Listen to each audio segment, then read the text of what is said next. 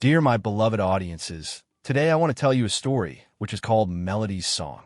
In the heart of New Orleans, where the streets echo with the sound of jazz and the scent of beignet lingers in the air, lived a scrappy little dog named Melody. She was a mutt, part terrier, part who knows what, with wiry fur the color of rusty trumpet brass and eyes full of curiosity. Melody didn't have a home in the traditional sense. She wandered the French Quarter by day, weaving through crowds of tourists and locals alike.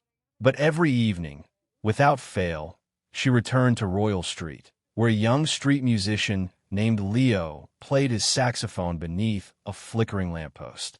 Leo was a struggling musician with a passion for jazz and a heart full of hope.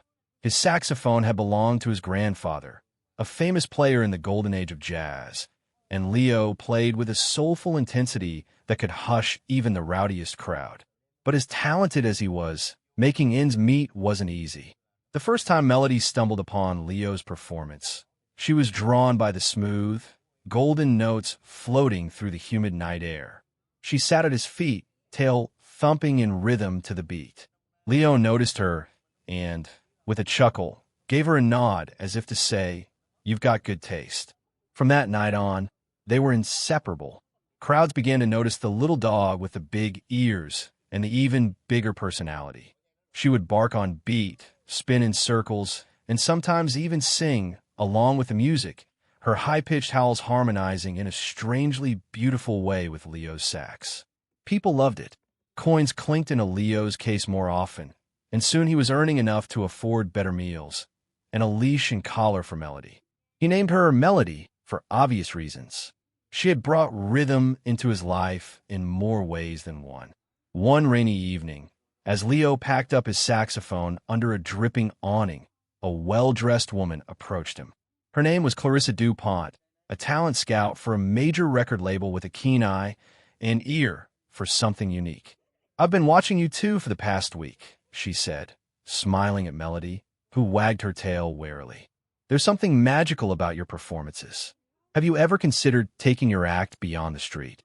Leo was stunned. "You mean like a real gig?" Clarissa nodded. "I want to book you for the French Quarter Jazz Festival next month. Main stage." It felt like a dream. Leo agreed, though nerves fluttered in his chest like a snare drum. For the next few weeks, he and Melody practiced like never before. Leo composed original pieces that highlighted Melody's natural timing. He bought her a tiny tambourine to wear on her collar and taught her new tricks to match the rhythm. They were ready. The night of the festival arrived. The stage lights blazed, and the crowd stretched as far as Leo could see. He glanced down at Melody, who looked up at him with absolute trust. As he raised his saxophone, the world fell silent. The first notes floated into the air like fireflies.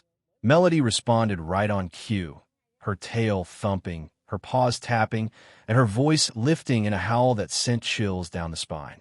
The crowd erupted in applause, not just for the novelty, but for the raw emotion. It was jazz, pure and unfiltered. Joy, sorrow, and soul, all wrapped into one man, one sax, and one remarkable little dog. The performance went viral. Videos flooded social media. Offers rolled in from TV shows, jazz clubs, and even a children's book publisher who wanted to write Melody's song. But Leo was careful. He didn't want to lose what made their bond special. They did a few more big shows, enough to earn a modest income in a small apartment where Melody had her own cozy bed. But most evenings, they still returned to Royal Street. Not for the fame, not for the money, but because that's where the music was real. One night, after playing a particularly soulful set, a young girl approached Leo.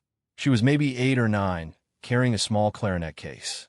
"Your dog," she said shyly. "She made me want to play again. I stopped after my mom got sick. But watching you both, it made me remember why I loved it." Leo knelt down beside her, Melody wagging her tail between them. "That's the power of music," he said. "It finds you when you need it most." The girl smiled, and Melody licked her hand. It was one of Leo's proudest moments, not because of recognition or money, but because he'd inspired someone.